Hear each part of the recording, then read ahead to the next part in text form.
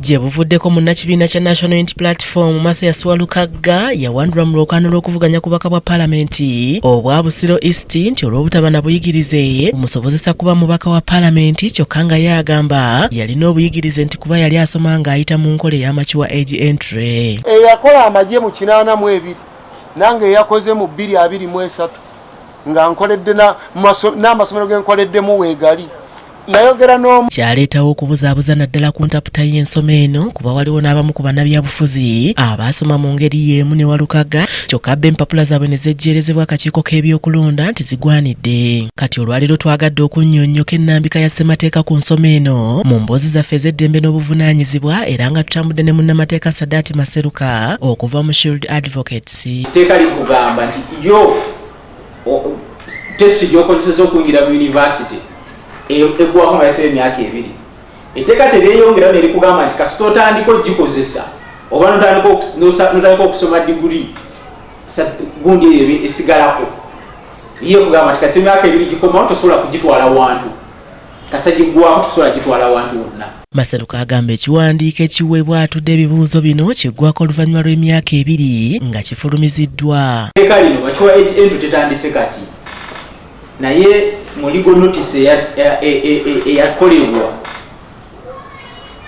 mu 2015 ya introducing ekintu kya emyaka 2 gye bakuwa nga bakuwadde test ey'amakiwa age entry. So kasita emyaka 2 giyitawo ng'obadde olina makiwa age entry oba tokyasobola kugikozesa wantu walala wonna. Ono agamba ebigezo bino bikuweebwa okukugezesa oba osobola okusoma n'okuwandiika nti era bino bikuyambako okubaako emisomo gye weeyongerayo nagyo obutasukka bbanga lya myaka 2 egiba gikuweereddwa. Babikuwa okutesitinga oba okyasobola okutegeera ebiri mu kiraaso oddeeyo osome.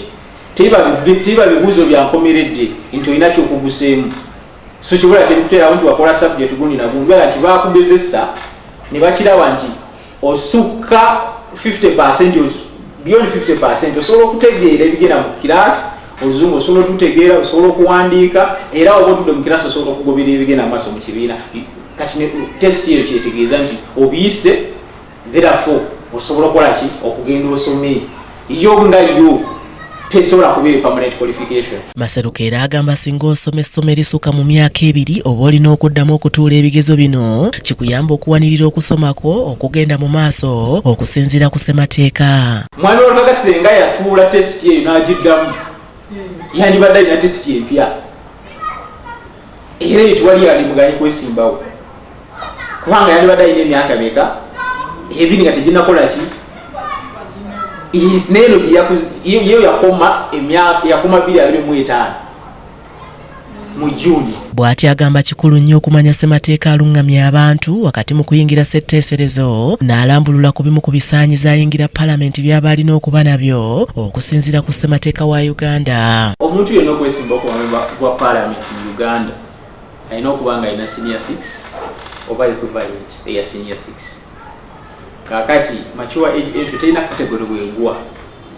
Is it an equivalent to senior 6 oba it is a test ekuyambako okuyingira university osome ofune ekintu ekisinga ku senior 6.